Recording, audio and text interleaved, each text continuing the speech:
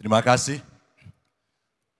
Selamat malam Bapak Ibu sekalian yang hari ini hadir di studio dan tentu saja yang menyaksikan melalui tayangan televisi atau streaming. Kami membaca sekaligus mencatat persoalan luar negeri, pertahanan keamanan, dan tentu saja dari tiga ini kami akan menyampaikan poin per poin.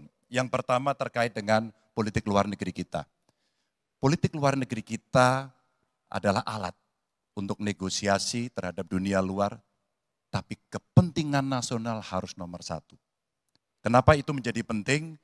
Karena kita mesti betul-betul bisa melakukan redefinisi terhadap politik luar negeri yang bebas aktif, yang disesuaikan dengan kondisi kekinian.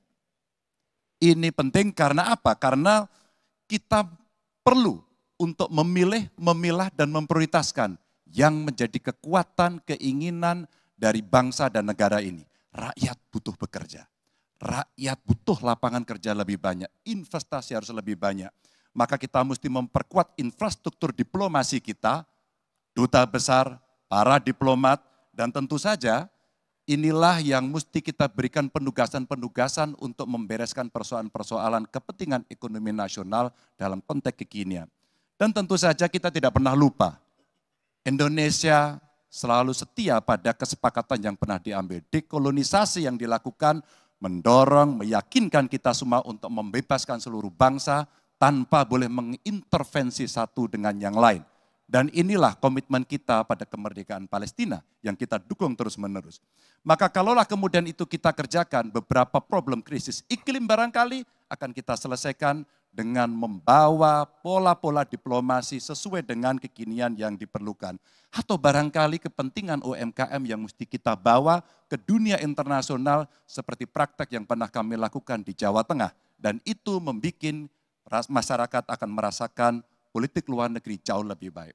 Pertahanan, sistem pertahanan rakyat semesta mesti kita dorong, kita lapisi dengan pertahanan yang betul-betul berlapis dan kita jadikan benteng pertahanan Nusantara sebagai sebuah satu kesatuan.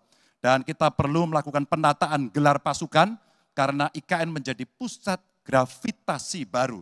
Dan ini bagian dari antisipasi terhadap tarung global antara Amerika Serikat dan Tiongkok. Untuk itulah pertahanan kita mesti masuk pada wilayah 5.0 dengan teknologi sakti, dengan rudal hipersonik, senjata cyber, sensor kuantum, dan sistem senjata otonom. Dan itu bisa dilakukan kalau anggaran dari Kemenhan itu 1-2% dari PDB.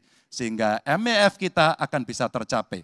Karena ini yang mengerikan di 2024 saya khawatir ini tidak akan tercapai. Untuk keamanan, terorisme, narkoba, pinjaman online, judi online, kekerasan seksual, ini perlu mendapatkan perhatian termasuk TPPU.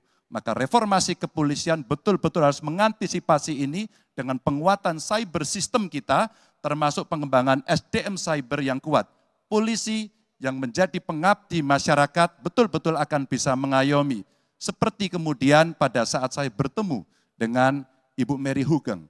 Bagaimana Ibu Mary menceritakan bahwa polisi kita mengayomi dengan kesungguhan. Polisi kita hidup dengan sangat sederhana dan mereka punya integritas yang tinggi. Sebagai anak polisi, saya paham betul ini sesuatu yang sulit dan pasti akan bisa kita lakukan. Dan tentu saja inilah capaian-capaian yang akan kita lakukan oleh Ganjar Mahfud. Bismillah. Insya Allah kami siap.